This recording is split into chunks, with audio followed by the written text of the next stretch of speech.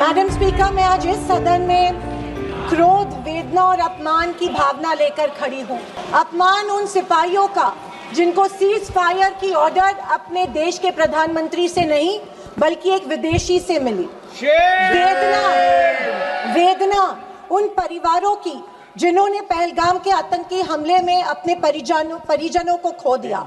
और क्रोध इस सरकार पर जो आज तक पहलगाम के आतंकी हमलावरों को न पकड़ पाई है और ना ही उनकी कुछ सुराग ढूंढ पाई। कोई नहीं बता रहा है कि इस ऑपरेशन में हासिल क्या हुआ, कितने आतंकी पकड़े गए, हमारे कितने फाइटर जेट्स गिराए गए, कौन जिम्मेदार है, कौन किसकी गलती है।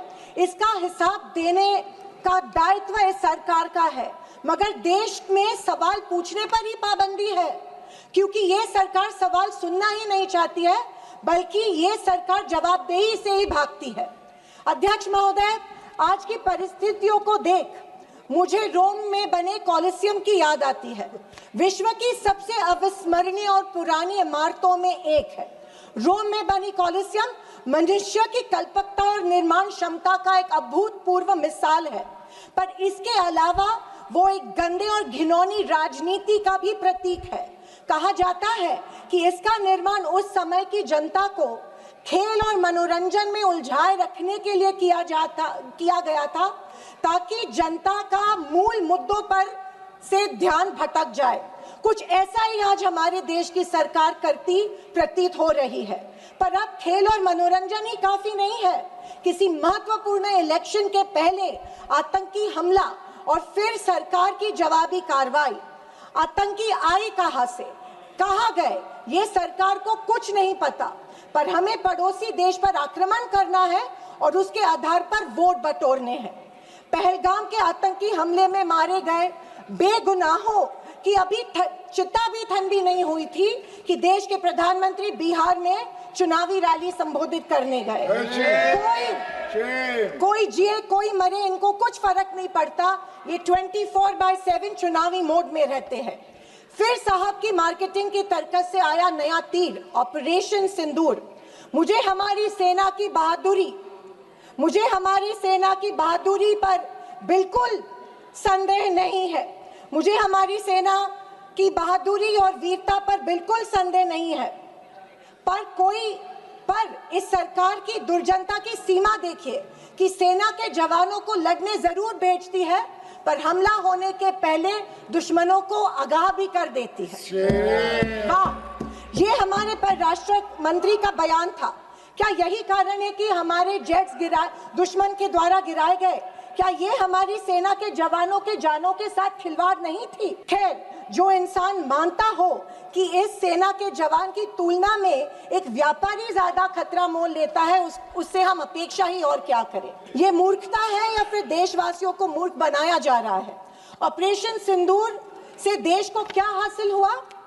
अमेरिका के दबाव में किया गया एक शर्मनाक सीज फायर। फॉरेन पॉलिसी ऐसी कि मित्र देशों ने आतंकवाद की निंदा तो की, पर पाकिस्तान की नहीं। स्पीकर मैडम, प्रधानमंत्री कहते हैं कि ऑपरेशन सिंदूर का जश्न मनाने का पर्व है। किस बात का जश्न मनाए प्रधानमंत्री जी? हमले के पहले आपके विदेश मंत्री दुश्मन को हमले की पूर्व सूचना देते, उसका जश्न मनाए? इसी का असर ये था कि हमारे जेट्स गिराए गए, क्या इसका जश्न मनाए? या फाइटर जेट जो क्षतिग्रस्त हुए हैं उनके पायलट्स का क्या हुआ? इस देश को अभी तक उसकी जानकारी नहीं है, क्या उसका जश्न मनाए? सीज फायर का ऐलान इनके कथित मित्र ट्रंप करते हैं, इससे जो हमारी देश की तीनों सेनाओं का मानसिक खच्चीकरण हुआ, क्या उसका जश्न मनाए? और तो और पहलगाम के आतंकियों को कोई सुराग नहीं, क्या इसका जश्न मनाए? इंटरनेशनल कम्युनिटी में भारत की छवि इतनी कमजोर अब तक कभी नहीं हुई थी। हर चीज को इवेंट मत बनाइए मोदी जी। अपने मन की बात छोड़कर देशवासियों को की सवाल का जवाब देने की भी हिम्मत दिखाइए। याद आती है जब इंदिरा गांधी जी के सामने पाकिस्तान सरेंडर हुआ था और एक हार्ड लाइनर निक्सन जैसे को भी इंदिरा गांधी की बात सुननी पड़ी। और विदेशी नीति की तो हालत और भी शर्मनाक है।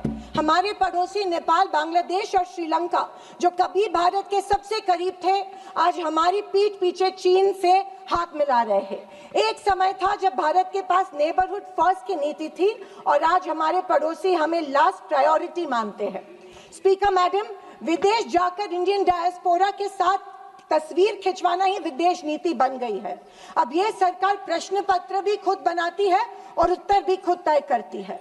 जनता से कोई संवाद नहीं, पार्लियामेंट में कोई ट्रांसपेरेंसी नहीं। ये सरकार केवल प्रचार की मशीन बनकर काम कर रही है। पहलगांव के शहीदों के परिवारों को जवाब कौन देगा? सरकार की कूटनीति की असफलताओं को जवाब कौन देगा?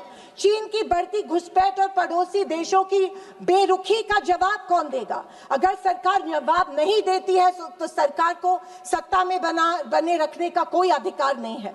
विपक्ष का हर सांसद लोगों के सवालों को उठाता रहेगा और अगर सवालों से डरती है तो कुर्सी छोड़ो। ये कुर्सी, ये पद जवाबदेही का है, सिर्फ इवेंट सेलिब्रेशन का नहीं है। और अंत में मैं इतना ही कहना चाहती हूँ कि आवाज न सुनी हमारी, कुछ गम नहीं। आवाज न सुनी हमारी, कुछ गम नहीं। मजलूमों की चीखें तो सुन लीजिए। मन की बातें बहुत कर ली साहब, वक्त मिले तो देशवासियों की गुहार भी सुन लीजिए। थैंक यू महोदय। जय हिंद।